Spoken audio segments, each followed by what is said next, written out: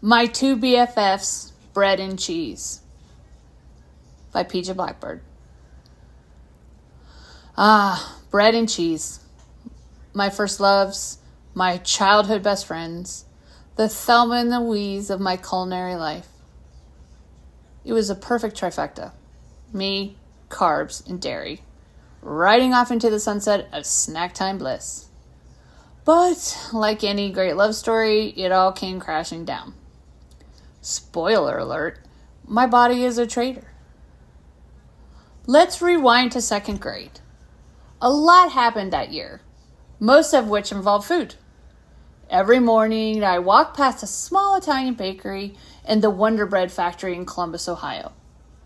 The air smelled like happiness mixed with yeast, and my little heart learned that bread was the edible equivalent of a warm hug. Back then, bread was affordable. For $0.25, you could get a loaf of store-brand white bread, a filler, a feast, and sometimes my entire personality. I didn't just eat bread. Oh no, I got creative. I'd rip out the soft insides, squish them into a dough ball, and snack like it was a Michelin-starred appetizer.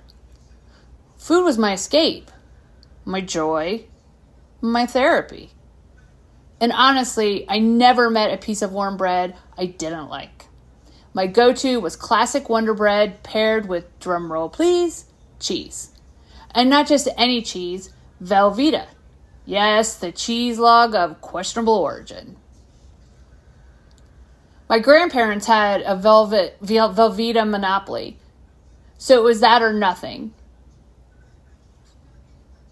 My grandparents had a Velveeta monopoly, so it was that or nothing. Frankly, I wasn't even a fan, but anxiety makes you do wild things.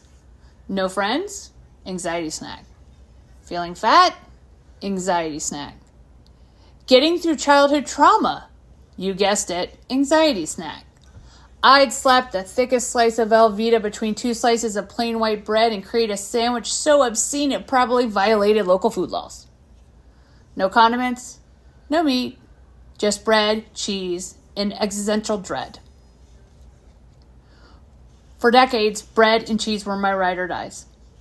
Then 5 years ago, my body staged a coup. Gluten? Suddenly, it's public enemy number one. My joints ached, my energy vanished, and my stomach threw fits that could rival toddler tantrums. During the COVID lockdown, I decided to Marie Kondo my pantry. Chuck everything with gluten. The sheer volume of gluten-filled foods was mind-blowing. Soups, sauces, baked goods, basically everything that made life delicious.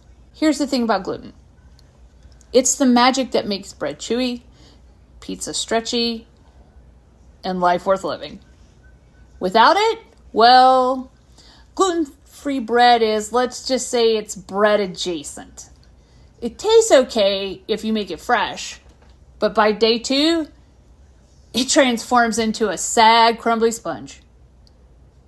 Someone hand me a Xanax. Xanthan gum. The not-so-secret weapon of gluten-free bakers. Elasticity? Check.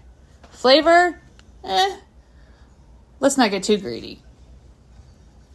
In my quest for gluten-free enlightenment, I stumbled upon Nicole Hunn, the queen of gluten-free on a shoestring. This genius recreated everything from snack cakes to homemade soft pretzels. Did it taste like the real deal? Not quite. But it was close enough to stop me from weeping into my gluten-free pasta. Cheese was still there, so bread was out. But cheese? Cheese was still there to catch me in its dairy-scented embrace. I leaned in hard. Cheddar, feta, blue, Kraft singles, I love them all. Cheese was my therapist, my best friend, my lunch. That is, until Dairygate. Yep. My body betrayed me again. Post-menopause, my stomach decided dairy was no longer invited to the party. Let me tell you, breaking up with cheese was harder than any romantic breakup. I went from devouring brie to politely declining mozzarella. Cheese and I became acquaintances rather than soulmates. And don't even get me started on chocolate turning its back on me. That's a saga for another day. The good news, I'm healthier now. Cutting gluten and cheese took pressure off my body. I lost weight, not enough to get me in any fitness commercial, but enough to make my knees thank me. Still, if someone had handed me a loaf of freshly baked French bread, guaranteed pain-free, I'd tackle you to the ground for it. No regrets. So here I am, older, wiser, and a little bitter, but in a lactose-free way. Bread and cheese may no longer rule my world, but they'll always be my exes. The kind you still secretly stalk on Instagram. Catch you next time for my chocolate betrayal saga. Spoiler, it involves tears and a lot of dark humor. Signing off, the Tasty Turf.